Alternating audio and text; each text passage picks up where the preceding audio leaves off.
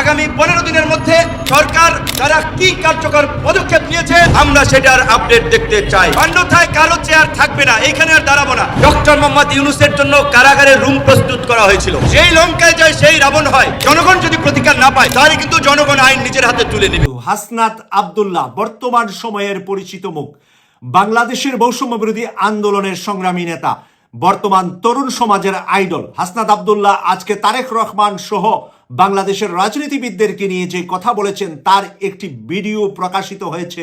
ছাত্রদের নতুন দল বিএনপি মানবে না, তারা স্পষ্ট করে জানিয়ে দিচ্ছে। অতএব আমাদেরকে সতর্ক থাকতে হবে। বিএনপি এখন ছাত্রদের বিরুদ্ধে গভীর ষড়যন্ত্রে মেতেছে। ডক্টর মোহাম্মদ ইউনূস এমন এক অ্যাকশনের ঘোষণা দিয়েছেন যে অ্যাকশনে আমার ধারণা 80% ক্ষতিগ্রস্ত হবে বিএনপি, আর 20% আওয়ামী লীগ সহ বাকি দলগুলো। জামাত এই ক্ষেত্রে আউট অফ এই ক্ষতির হয়তোবা বাহিরে থাকবে। দেশের রাজনৈতিক অঙ্গনে নতুন যাত্রা যোগ করতে চলেছে জুলাই বিপ্লবে নেতৃত্ব দানকারী ছাত্র জনতার একটি নতুন রাজনৈতিক দল। বিএনপি ক্ষমতা আসছে, আমাদের সে যারা ওয়াজ মাহফিল করেন তারা করতে পারবেন। আসসালামু আলাইকুম দর্শক, বাংলাদেশের বর্তমান রাজনৈতিক প্রেক্ষাপট বা রাজনৈতিক পরিস্থিতির উপর বিশ্লেষণ করে আপনাদের সামনে কিছু গুরুত্বপূর্ণ ভিডিও ফুটেজ নিয়ে হাজির হয়েছি। এমনকি দর্শক, আমি আশা করছি ভিডিওর শুরুটা দেখেই সবাই বুঝতে পেরেছেন আজকের নিউজটি কতটা গুরুত্বপূর্ণ। তো প্রিয় দর্শক, আমি আর বেশি কথা বাড়াতে চাই না, চলুন দেখে আসি আজকের সেই কাঙ্ক্ষিত ভিডিওগুলো। তবে তার আগে বলি, যারা এখনও চ্যানেলটি সাবস্ক্রাইব করেননি তারা সাবস্ক্রাইব করে পাশে থাকা বেল আইকনটি বাজিয়ে দেবেন, আর যারা ইতিমধ্যে সাবস্ক্রাইব করে রেখেছেন তাদেরকে অসংখ্য ধন্যবাদ। তো চলুন দর্শক, আমরা একটা লাইক দিয়ে ধারাবাহিকভাবে সকল ভিডিওর বিস্তারিত আলোচনা দেখে আসি। হাসনাত আব্দুল্লাহ বর্তমান সময়ের পরিচিত মুখ, বাংলাদেশের বৈষম্য বিরোধী আন্দোলনের সংগ্রামী নেতা, বর্তমান তরুণ সমাজের আইডল হাসনাত আব্দুল্লাহ আজকে তারেক রহমান সহ বাংলাদেশের রাজনীতিবিদদেরকে নিয়ে যে কথা বলেছেন তার একটি ভিডিও প্রকাশিত হয়েছে বিভিন্ন মিডিয়ায়। সেই ভিডিও থেকে তারেক রহমান সহ বাংলাদেশের এই বৈষম্য বিরোধী ছাত্রদের আহত যারা হয়েছেন, হাসপাতালে যারা আছেন, তাদের চিকিৎসার ব্যাপারে তার ভূমিকা কি ছিলাম। এই মিডিয়া স্বৈরাচারের পক্ষ নেওয়ার কারণে মিডিয়াকে যখন আমি কথা বলতে গিয়েছি তখন আমাকে আন্তর্জাতিক জঙ্গি বানিয়ে দিয়েছে। পাশাপাশি তারেক রহমান সহ আমরা সবাই দেশকে অস্থিতিশীল করছি বলে যে মিডিয়াগুলা প্রচার করছে, সেই আওয়ামী লীগের দালালি করছে, সেই মিডিয়ার বিপক্ষে হাসনাত আব্দুল্লাহর এই কথা স্পষ্ট হলো যে বিএনপি জামাত সহ ছাত্রদের ভিতরে আর কোনো ভেদাভেদ নাই, আর কোনো দূরত্ব নাই। একে অপরের পাশে থেকেই স্বৈরাচার শেখ হাসিনার বিচার করতে চান এবং স্বৈরাচার শেখ হাসিনা সহ তার দলকে আইনের কাঠগড়ায় দাঁড় করাতে চান। ছাত্রদের নতুন দল বিএনপি মানবে না, তারা স্পষ্ট করে জানিয়ে দিচ্ছে। অতএব আমাদেরকে সতর্ক থাকতে হবে। বিএনপি এখন ছাত্রদের বিরুদ্ধে গভীর ষড়যন্ত্রে মেতেছে।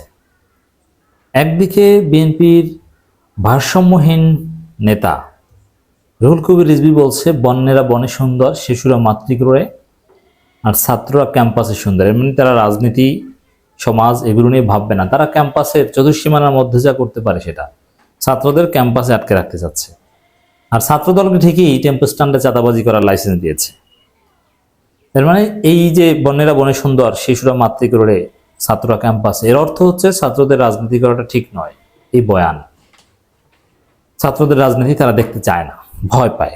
অন দি আদার হ্যান্ড বিএনপির বিতর্কিত মহাসচিব, ব্যর্থ মহাসচিব, লজ্জা থাকতে অনেক আগেই পদত্যাগ করতেন।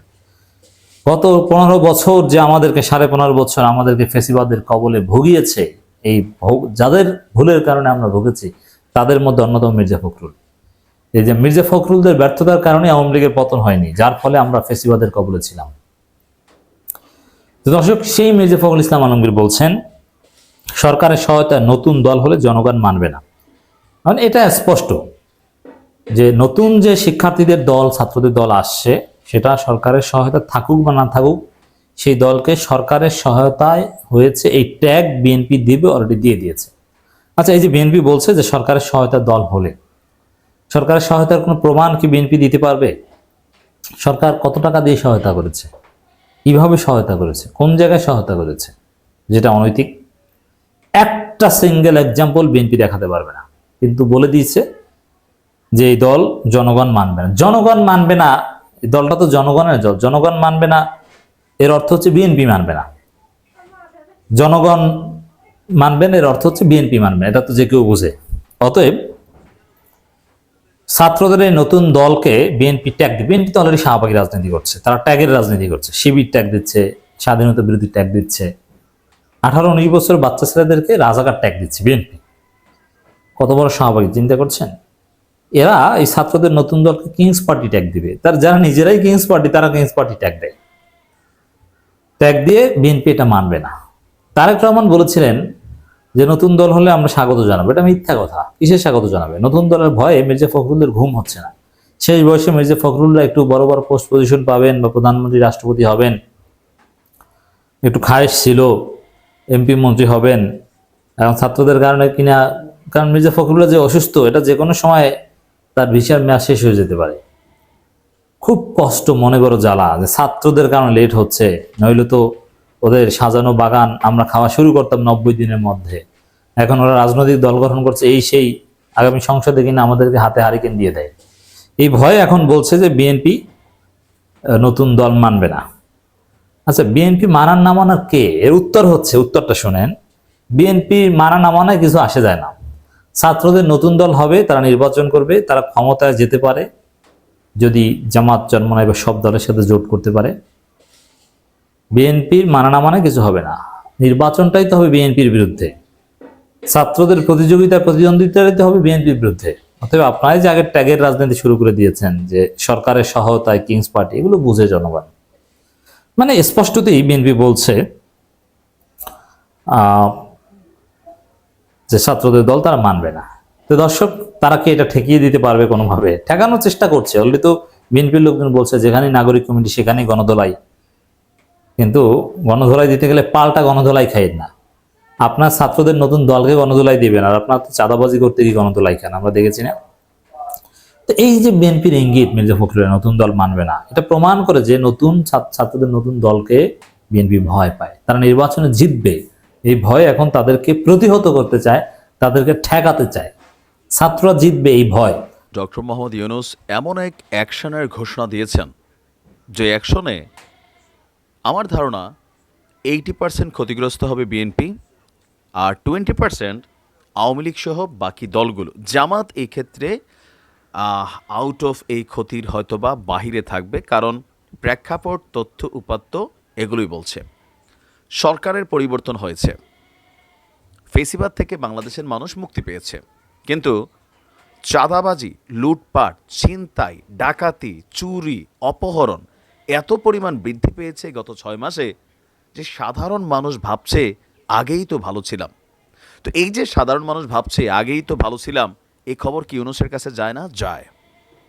আগে আমরা যতটুকু তথ্য দেখছি, উপাত্ত দেখছি, গণমাধ্যমে রিপোর্ট দেখছি, আগে যেখানে 10 টাকা চাঁদা দিতে হইতো আওয়ামী লীগের সন্ত্রাসীদেরকে অথবা নেতাকর্মীদেরকে যারা কথিত রাজনীতিবিদ ছিল, এখন সেই জায়গাগুলোকে দখল করে নিয়েছে বিএনপির নেতাকর্মীরা, অথবা আরও বিভিন্ন জায়গায় আওয়ামী লীগ এখনও কন্ট্রোল করছে। কিছু জায়গা আছে 20%, 80% জায়গায় কথিত বিএনপি অথবা বিএনপির নেতাকর্মীরাই এগুলাকে কন্ট্রোলে নিয়ে নিয়েছে। আমজনতার মুক্তি তাহলে কিসে হয়েছে? একদল গেছে, আরেক দল খাচ্ছে। এই জায়গাগুলোর কথাগুলা সারা বাংলাদেশে ঘুরছে। এই যখন অবস্থা, এই পরিস্থিতি থেকে দেশবাসীকে নিয়ন্ত্রণের জন্য ডক্টর মোহাম্মদ ইউনূস এক স্পেশাল নির্দেশনা দিয়েছেন। আর এই নির্দেশনা যদি পুলিশ অরিজিনালি বাস্তবায়ন করতে পারে, সেনাবাহিনী অরিজিনালি বাস্তবায়ন করতে পারে, তাহলে দেখবেন টোটাল এই খেলার মধ্যে 80% পুলিশের জালে, সেনাবাহিনীর জালে অভিযানে বিএনপি বা তাদের সমর্থিত বিভিন্ন যারা নেতাকর্মীরা আছেন অথবা লোকাল যারা কথিত নেতারা আছেন, তারা কিন্তু গ্রেপ্তার হবেন। এখন ঘটনা কি? রমজান মাসে খাদ্য এবং নিত্য প্রয়োজনীয় যে পণ্য আছে এগুলোর দামকে ব্যালেন্স রাখতে সরকার গতকালকে ডক্টর মোহাম্মদ ইউনূস এক বিশেষ অভিযানের নির্দেশ দিয়েছেন আইনশৃঙ্খলা বাহিনীকে। রাষ্ট্রীয় অতিথি ভবন যমুনায় নিরাপত্তা বাহিনীর শীর্ষ কর্মকর্তাদের সাথে একটা উচ্চ পর্যায়ের বৈঠক করেছেন ডক্টর ইউনূস, যে এই মুহূর্তে আসলে কেন সব কিছুর চালান ঠিক আছে, উৎপাদন ঠিক আছে, তারপরেও কেন এই ইমব্যালেন্সড প্রাইস কোটেশন চলছে। তো রেজাল্ট কি? যে একটা পণ্য একটা কৃষকের ক্ষেত থেকে হয়তো 5 টাকায় কিনে আনছে কোনো একজন কোম্পানি এক্স, তো এক্স এই মালটা ওই লোকাল এরিয়া থেকে বের করতেই তার আবার 1 টাকা 2 টাকা দেওয়া লাগে লোকাল কোনো একজন সাদাবাজরে। এই মাল আইনা ঢাকা পর্যন্ত নিতে তার 5টা 7টা ঘাটে কোথাও গাড়ির চান্দা, কোথাও জিবি চান্দা, কোথাও অমক চান্দা, আবার কোথাও কোথাও পুলিশের মধ্যেও কিছু কর্মকর্তারা আছেন যারা নিজেরাও এই চান্দাবাজি করেন। তো সব কিছু মিলাইয়া এই 5 টাকা কৃষকের ক্ষেত থেকে কিনা পণ্যটা অথবা পোর্ট থেকে খালাস করা পণ্যটা ভোক্তা একদম আমি আপনি যারা আমরা খরচ করি তাদের কাছ পর্যন্ত আসতে ওই কোম্পানির খরচই হয়ে গেছে 12 টাকা। আগামী 15 দিনের মধ্যে সরকার তারা কি কার্যকর পদক্ষেপ নিয়েছে আমরা সেটার আপডেট দেখতে চাই। অন্যথায় কারো চেয়ার থাকবে না, এইখানে আর দাঁড়াবো না। ডক্টর মোহাম্মদ ইউনূসের জন্য কারাগারে রুম প্রস্তুত করা হয়েছিল। যেই লঙ্কায় যায় সেই রাবণ হয়। জনগণ যদি প্রতিকার না পায় তাহলে কিন্তু জনগণ আইন নিজের হাতে তুলে নেবে।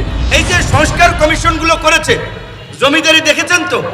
আমরা একটা রাজনৈতিক দল, আন্দোলন সংগ্রাম করলাম, রক্ত দিলাম, হামলার শিকার হলাম, জেলে গেলাম, যেখানে ইন্টারেকশনাল মূলক ডায়লগ করবে, সভা সেমিনার বক্তৃতা দেবে, আমার কেন এই সংস্কার পক্ষে মত সেটার তার একটা কাউন্টার যুক্তি থাকবে, আলাপ আলোচনার মধ্যে দিয়ে তার একটা প্রস্তাবনা করবে। ওই আপনাদেরকে যেমন বলছে, রাজনৈতিক দলগুলোকে বলছে লিখিত প্রস্তাব পাঠাইয়েন, মানে একটা রাষ্ট্র সংস্কার করবে।